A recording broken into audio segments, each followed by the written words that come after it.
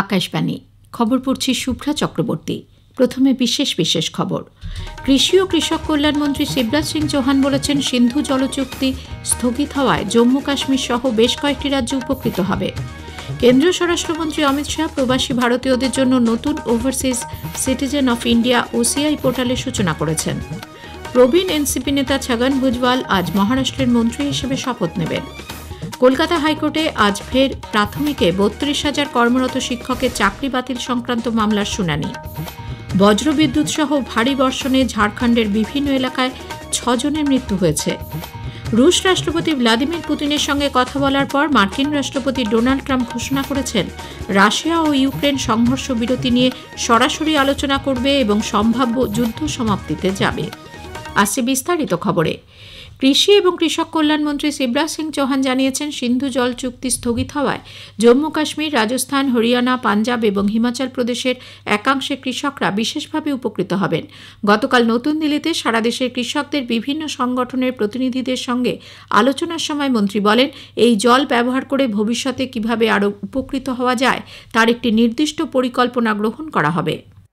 बगलीहार एक परियोजना है जो हमारे 4-5 राज्य हैं, जम्मू कश्मीर से लेके राजस्थान, हरियाणा, पंजाब, हिमाचल का भी कुछ हिस्सा आएगा। सारी संभावनाओं पर विचार करके और कैसे भारत के किसानों के हक में, हित में इस पानी का उपयोग किया जाए, उसकी योजना बनाई जाएगी।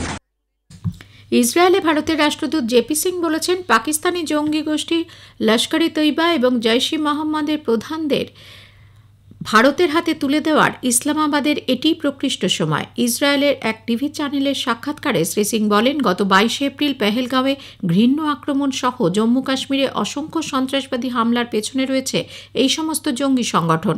এর মূল হচ্ছে জৈশ ই মোহাম্মদ ও তার নেতা মাসুদ আজহার এবং লস্কর ই তৈবা ও তার নেতা হাফিজ সঈদ।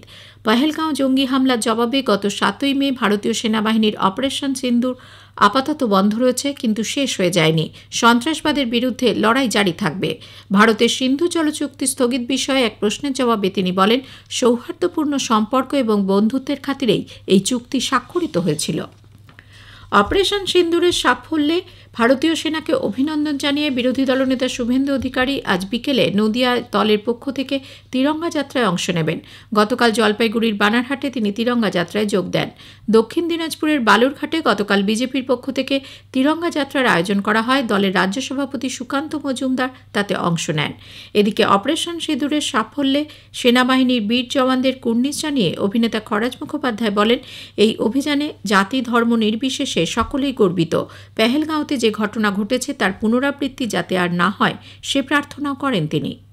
ভারতবাসী হিসেবে একটা বিরাট গর্বের বিষয়, একটা বিরাট জয়, এবং আমরা মনে মনে অন্তত এটুকু আশা করব যে এই জিনিসটার আবার পুনরাবৃত্তি যাতে না হয় সেটা মনে মনে ভীষণভাবে চাইব।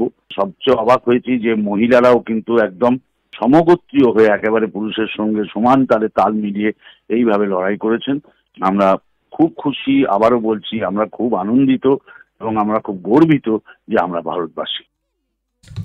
কেন্দ্রীয় স্বরাষ্ট্রমন্ত্রী অমিত শাহ গতকাল নতুন দিল্লিতে প্রবাসী ভারতীয়দের জন্য নতুন overseas citizen of India OCI পোর্টালের সূচনা করেছেন। বিদেশে বসবাসকারী ৫০ লক্ষের বেশি ওসিআই কার্ড হোল্ডার এবং নতুন ব্যবহারকারীরা এই পোর্টালের মাধ্যমে আরও বেশি কার্যকারিতা, উন্নত নিরাপত্তা এবং খুব সহজেই বিভিন্ন পরিষেবা পেতে পারবেন। অনুষ্ঠানে স্বরাষ্ট্রমন্ত্রী বলেন, ওসিআই কার্ডধারীদের কাছে বিশ্বমানের অভিবাসন সুবিধা পৌঁছে দিতে ভারত লাগাতার কাজ চালিয়ে যাচ্ছে। এ সংক্রান্ত নিবন্ধীকরণ প্রক্রিয়া সহজ করার জন্য নবরূপে সজ্জিত পোর্টালটিতে আপডেটেড ইউজার ইন্টারফেস রাখা হয়েছে। প্রধানমন্ত্রী নরেন্দ্র মোদী নতুন ওসিআই পোর্টাল উদ্বোধনে সন্তোষ ব্যক্ত করেছেন। প্রবীণ এনসিপি নেতা ছগন ভুজবল আজ মহারাষ্ট্র মন্ত্রিসভায় স্থান পাচ্ছেন। সকাল 10টায় তিনি শপথ নেবেন। তিনি খাদ্য সরবরাহ দপ্তরের দায়িত্ব পাবেন বলে জানা গেছে। একনাথ শিন্ডে মুখ্যমন্ত্রী থাকাকালীনও তিনি এই দপ্তরেরই মন্ত্রী ছিলেন। কলকাতা হাইকোর্টে আজ ফের প্রাথমিকে ৩২,০০০ কর্মরত শিক্ষকের চাকরি বাতিল সংক্রান্ত মামলার শুনানি। বিচারপতি তপব্রত চক্রবর্তী ও বিচারপতি ঋতব্রত কুমার মিত্রের ডিভিশন বেঞ্চে দুপুর 2টোয় শুনানি হওয়ার কথা। 2016 সালের এই নিয়োগ প্রক্রিয়া একাধিক ত্রুটি রয়েছে মনে করে প্রাক্তন বিচারপতি অভিজিৎ গঙ্গোপাধ্যায় চাকরি বাতিলের নির্দেশ দিয়েছিলেন। যদিও এই নির্দেশে ডিভিশন বেঞ্চ স্থগিতাদেশ দেওয়ায় এখনও কারো চাকরি বাতিল হয়নি। তবে এই কর্মরত শিক্ষক শিক্ষিকাদের ভবিষ্যৎ নির্ভর করছে মামলার পরবর্তী নির্দেশের উপর। এ সংক্রান্ত 140টিরও বেশি মামলা দায়ের হয়েছে। প্রাথমিক শিক্ষা পর্ষদের তরফে রাজ্যের অ্যাডভোকেট জেনারেল আজ তার যুক্তি উপস্থাপন করবেন আদালতে। এর আগে গত 7ই মের শুনানিতে রাজ্যের অ্যাডভোকেট জেনারেল জানিয়েছিলেন, সিঙ্গেল বেঞ্চের বিচারপতি প্রাথমিক শিক্ষা পর্ষদের বক্তব্য ভালো করে না শুনেই একতরফা চাকরি বাতিলের নির্দেশ দিয়েছিলেন। নিয়োগের ক্ষেত্রে কোথাও বেআইনি কিছু হয়নি। প্রধানমন্ত্রী নরেন্দ্র মোদী আগামী 25শে মে রবিবার আকাশবাণীর মন কি বাত অনুষ্ঠানে দেশ বিদেশের মানুষের সঙ্গে তার চিন্তাভাবনা ভাগ করে নেবেন। এটি হবে মাসিক এই বেতার অনুষ্ঠানের 122তম পর্ব। সাধারণ মানুষ তাদের মতামত এবং পরামর্শ জানাতে পারবেন টোল ফ্রি 1800117800 নম্বরে। আগামী 23শে মে পর্যন্ত অনলাইনেও মতামত জানানো যাবে নরেন্দ্র মোদী অ্যাপ অথবা মাইগভ ওপেন ফোরামে। স্পটলাইট অনুষ্ঠানে আজ শুনবেন অপারেশন সিন্দুরের সাফল্য শীর্ষক আলোচনার দ্বিতীয় তথা শেষ পর্ব। এতে অংশ নিয়েছেন সেনাবাহিনীর প্রাক্তন কর্নেল সব্যসাচী বাগচি এবং বিমান বাহিনীর প্রাক্তন আধিকারিক শ্যামল ভট্টাচার্য। সাক্ষাৎকার নিয়েছেন সন্দীপন দাশগুপ্ত। অনুষ্ঠানটি শুনতে পাবেন সঞ্চয়িতা প্রচার তরঙ্গে আজ রাত 8:30 একই সঙ্গে আকাশবাণী সংবাদের সব সোশ্যাল মিডিয়া পেজে অনুষ্ঠানটি একযোগে প্রচারিত হবে। এ খবর প্রচারিত হচ্ছে আকাশবাণী থেকে। আমাদের সংবাদ শোনা যাবে ইউটিউব চ্যানেল আকাশবাণী সংবাদ বাংলা, ফেসবুক ও ইনস্টাগ্রাম আকাশবাণী সংবাদ কলকাতা এবং এক্স হ্যান্ডেল AIR নিউজ কলকাতাতে। বজ্রবিদ্যুৎ সহ ভারী বর্ষণে ঝাড়খণ্ডের বিভিন্ন এলাকায় 6 জনের মৃত্যু হয়েছে। গারওয়া জেলার মেরাল গ্রামে 3 জনের মৃত্যুর খবর পাওয়া গেছে এবং 5 জন বজ্রাহত হয়েছেন। রামগড় জেলা থেকে 2 জনের মৃত্যুর খবর পাওয়া গেছে এবং হাজারিবাগ জেলায় 1 জনের মৃত্যু হয়েছে।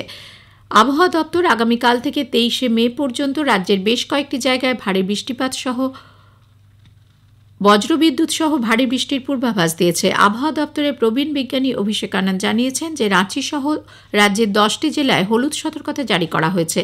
এদিকে বেঙ্গালুরু শহরে টানা বর্ষণের জেরে বিভিন্ন রাস্তা জলমগ্ন, জল ঢুকেছে বহু বাড়িতে। গতরাতে শহরে 25 মিলিমিটারেরও বেশি বৃষ্টি হয়েছে।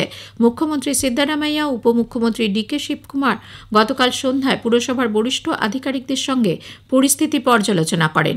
আগেই জানানো হয়েছে IMD কর্ণাটকে আগামী 2 দিন ভারী থেকে অতি ভারী বৃষ্টির কমলা সতর্কতা জারি করেছিল।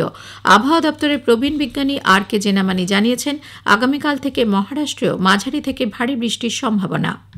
Today we have updated the orange color warning for Karnataka, particularly for 20 and 21. So we have updated to red color, be it in North Interior Karnataka, South Interior Karnataka and Coastal Karnataka. So we have given red color warning for extremely heavy rainfall for mainly Coastal Karnataka and Interior Karnataka. And adjoining area like Ghat area of Tamil Nadu, North Tamil Nadu, Rayalaseema, we have given very heavy rainfall. Also Konkan, Goa and Madhya Maharashtra likely to get very heavy to extremely heavy on 29 or 21 to 22nd. Bombay will also receive moderate to heavy rainfall from 21st onward.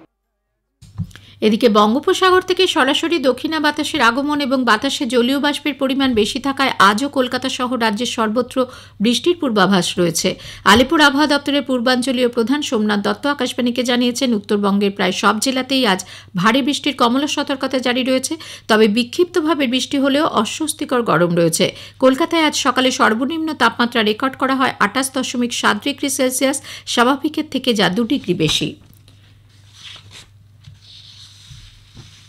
বিদেশমন্ত্রী doctor S Jaishankar Pahalgam হামলার ঘটনায় নেদারল্যান্ডসের নিন্দা এবং সন্ত্রাসবাদের বিরুদ্ধে zero টলারেন্সের প্রশংসা করেছেন। গতকাল হেগে নেদারল্যান্ডসের বিদেশমন্ত্রী ক্যাসপার ভেল্টক্যাম্পের সঙ্গে তিনি সাক্ষাৎ করেন। বিদেশমন্ত্রী ডক্টর এস জয়শঙ্কর 6 দিনের সফরে নেদারল্যান্ডস, ডেনমার্ক ও জার্মানির নেতৃবৃন্দের সঙ্গে সাক্ষাৎ করবেন। রুশ রাষ্ট্রপতি ভ্লাদিমির পুতিনের সঙ্গে ফোনে 2 ঘণ্টা কথা বলার পর মার্কিন রাষ্ট্রপতি ডোনাল্ড ট্রাম্প ঘোষণা করেছেন যে রাশিয়া ও ইউক্রেন সংঘর্ষ বিরতি নিয়ে সরাসরি আলোচনা করবে এবং সম্ভাব্য যুদ্ধ সমাপ্তিতে যাবে। তিনি আরও জানিয়েছেন, কথাবার্তা ইতিবাচক হয়েছে, উভয় দেশই আলোচনায় প্রস্তুত। My little conversation with a nice gentleman named Vladimir Putin. Actually, we had a good talk, and I think that progress is being made. 5,000 young soldiers are being killed every single week on average, and we're trying to stop it. It's a bloodbath. satellite pictures that are so bad. In this day and age, we're living a horrible thing that's going on, and we're doing the best we can. দিল্লির অরুণ জেটলি স্টেডিয়ামে আজ IPL ক্রিকেটের ম্যাচে Chennai super Kings Rajasthan রয়্যালসের বিরুদ্ধে খেলবে। খেলা শুরু হবে সন্ধ্যে 7:30টায়। এদিকে লখনৌ সুপার জায়ান্টস আইপিএল ক্রিকেটে প্লে অফের লড়াই থেকে ছিটকে গেছে। Cricket association of Bengal CAB পরিচালিত পুরুষদের দ্বিতীয় বেঙ্গল প্রো টি20 লিগে এবার 802 জন ক্রিকেটার নিলামে সামিল হয়েছেন। দলগুলি পছন্দের ক্রিকেটার বেছে নিয়েছে। শেষ করার আগে খবরের বিশেষ অংশ আরও একবার। কৃষি ও কৃষক কল্যাণ মন্ত্রী শিবরাজ সিং চৌহান বলেছেন, সিন্ধু জলচুক্তি স্থগিত হওয়ায় জম্মু কাশ্মীর সহ বেশ কয়েকটি রাজ্য উপকৃত হবে। বজ্র বিদ্যুৎ সহ ভারী বর্ষণে ঝাড়খণ্ডের বিভিন্ন এলাকায় 6 জনের মৃত্যুর খবর পাওয়া গেছে। খবর পড়া এখনকার মতো শেষ হলো। এরপর স্থানীয় সংবাদ 10টা বেজে 10 মিনিটে।